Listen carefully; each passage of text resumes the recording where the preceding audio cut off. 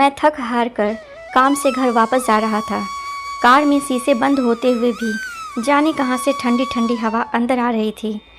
मैं उस सुराख को ढूंढने की कोशिश करने लगा पर नाकामयाब रहा। कड़ाके की ठंड में आधे घंटे की ड्राइव के बाद मैं घर पहुंचा। रात में 12 बज चुके थे। मैं घर के बाहर कार से आवाज़ देने लगा। बहुत देर हॉर्न भी बजाया, शायद सब सो चुके थे। 10 मिनट बाद खुद ही उतरकर गेट खोला। सर्द रात के सन्नाटे में मेरे जूतों की आवाज़ साफ सुनी जा सकती थी।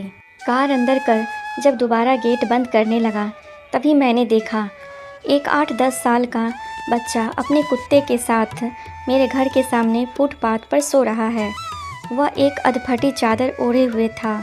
उसको देखकर मैंने उसकी ठंड महसूस करने की कोशिश की तो एकदम सकपका गया।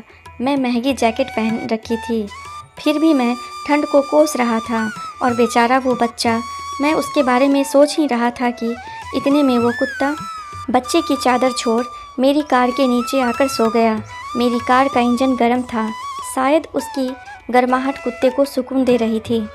फिर मैंने कुत्ते को भगाने की बजाय उसे वहीं सोने दिया और बिना अधिक आहट किए पीछे का ताला खोलकर मैं घुस गया। सब के सब सो रहे थे। मैं चुपचाप अपने कमरे में चला गया। जैसे ही मैंने सोने के लिए रजाई उठाई, उस लड़के का ख्याल मन आया। सोचा मैं कितना स्वार्थी हूँ, मेरे पास विकल्प के तौर पर कंबल, चादर, रजाई सब थे, पर उस बच्चे के पास एक अधफटी चादर भर थी। फिर भी वो बच्चा उस अधफटी चादर को भी कुत्ते के साथ बांट कर सो रहा था और मुझे घर में फालतू पड़े कंबल और चादर भी किसी को देना गवारा नहीं था। यही सोचते सोचते न जाने कब मेरी आंख लग गई। अगले दिन सुबह उठा तो देखा घर के बाहर भीड़ लगी हुई थी। बाहर निकला तो किसी को बोलते सुना, अरे वो चाय बेचने वाला सोनू कल रात ठंड से मर गया। मेरी पलकें कांपी और एक आंसू की बूंद मेरी आंख से छलक गई। उस बच्चे की मौत से किसी को कोई फ़र्क नहीं पड़ा, बस वो कुत्ता अपने नन्हे दोस्त के बगल में गुमसुम बैठा था, मानो उसे उठाने की कोशिश कर रहा था।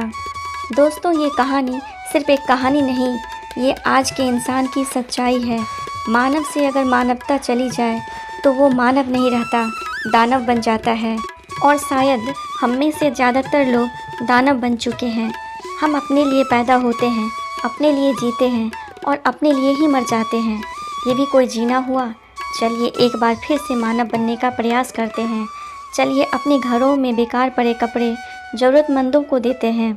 चलिए कुछ गरीबों को खाना खिलाते हैं। चलिए किसी गरीब बच्चे को पढ़ाने का संकल्प लेते हैं। चलिए एक बार फिर से मानव बनते हैं।